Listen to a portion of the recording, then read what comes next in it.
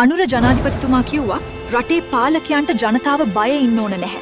පාලකයා වැරදි නම් ජනතාව එයට නැගිහිටින්න ඕන. අපි මේ රටේ ජනතාවට ප්‍රජාතන්ත්‍රවාදය සහ නිදහස පිළිබඳව අපේක්ෂාවන් හදපු දේශපාලන ව්‍යාපාරය.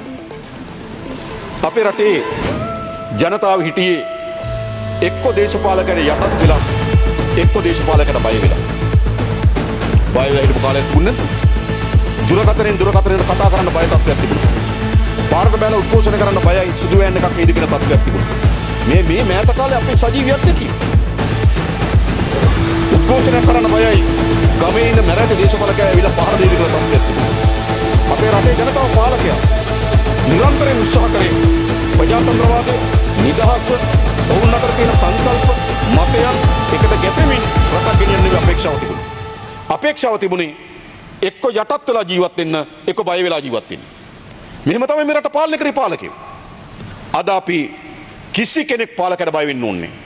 කිසි කෙනෙක් පාලකයට යටත් වෙන්න ඕනේ. පුරවැසියන්ගේ නිදහස ප්‍රජාතන්ත්‍රවාදයේ අයිතීන් පිළිබඳ කරන්න තියෙන අරගලේ පාලකයා ප්‍රශ්න කරන්න තියෙන අයිතිය ඉහළින්ම පිළිගන්න ආණ්ඩුවක් මේක.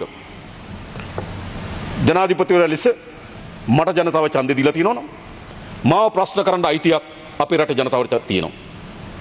අපේ ආණ්ඩුවට ජනතාව ඡන්දය දීලා තියෙනවා නම් ජනතාවට ඒ ආණ්ඩුව ප්‍රශ්න කරන්න අයිතියක් තියෙනවා. තමන්ගේ අයිතීන් කප්පාදු වෙනවා නම් ඒ අයිතීන් ආරක්ෂා කිරීම සඳහා සටන් කරන්න අයිතියක් තියෙනවා. තමන් පිළිබඳව තමන්ගේ ශේෂ්ත්‍ර පිළිබඳ ගැටලු මතුවී තිබෙනවා නම් ඒ ගැටලු විසඳීම සඳහා ආණ්ඩුවට විවේචන කතා කරන්න අයිතියක් තියෙනවා. තමයි ප්‍රජාතන්ත්‍රවාදී. අපිට අවශ්‍ය මොකද්ද? පාලකයට බය ජීවත් වෙන සමාජයක් නෙවෙයි. පාලකයට යටත් වෙලා ජීවත් වෙන සමාජයක් නෙවෙයි.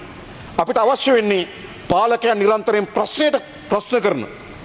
පාලකයා නිරන්තරයෙන් ජනතාවට බැඳීමක් තියනවා කියලා වගකීමකින් යුක්ත කරන පාලනයක් අපිට අවශ්‍යයි. ඒක තමයි ශිෂ්ට සම්පන්න රාජ්‍යක රාජ්‍ය සහ ජනතාව අතර සම්බන්ධයේ ස්වභාවය වෙන්නේ.